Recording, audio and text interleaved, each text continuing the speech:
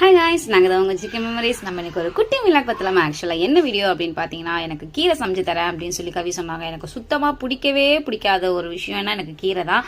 ஆனால் கவி வந்து உனக்கு பிடிச்ச மாதிரி இருக்கும், நீ ட்ரை பண்ணி பாரு அப்படின்னு சொல்லிட்டு சமைச்சு கொடுத்தாங்க. ஆக்சுவலாக ரொம்பவே சூப்பராக இருந்தது கைஸ். எப்படி பண்ணாங்க அப்படிங்கிற ப்ராசஸ் நான் கூடயே இருந்து பார்த்தேன். ரொம்பவே சிம்பிள் மெத்தட் தான், ஆனால் ரொம்ப சூப்பராகவே இருந்தது. ஆக்சுவலாக என்ன அப்படின்னா, எண்ணெய், கடுகு அடுகுளுத்தம் பருப்பா அதெல்லாமே போட்டுக்கிட்டாங்க. அதெல்லாமே போட்டுக்கிட்டு வெங்காயம், பூண்டு, காஞ்ச மிளகாய் அதெல்லாமே போட்டு கரெக்டாக அந்த பாலக்கீரை இன்றைக்கி செஞ்சது பாலக்கீரை. ஸோ பாலக்கீரை வந்து நல்லா பொடுசாக கட் பண்ணிட்டாங்க. நல்லா பொடுசாக கட் பண்ணி அதையும் போட்டு நல்லாவே ஃப்ரை பண்ணாங்க. தண்ணிக்குன்னு எதுவும் ஆட் பண்ணல, லைட்டாக உப்பு மட்டும் ஆட் பண்ணாங்க. கொஞ்ச நேரத்தில் பார்த்தீங்கன்னா அந்த கீரையிலேருந்தே தண்ணி நல்லா வத்த ஆரம்பிச்சிருச்சு. ஸோ தண்ணி நல்லா அங்கே வற்றினதுக்கப்புறம் நல்லா 1க்கு 3 முட்டையை நல்லா உடச்சி ஊற்றுனாங்க.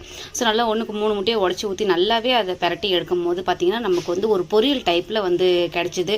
பார்க்கவே ரொம்ப சூப்பராக இருந்தது. ஃபைனலாக அதையுமே எடுத்து என்கிட்ட கொடுத்தாங்க. அதை கொடுக்கும்போது கவியை பார்த்தீங்கன்னா விறுவிறுத்து போய் கொடுத்தாங்க.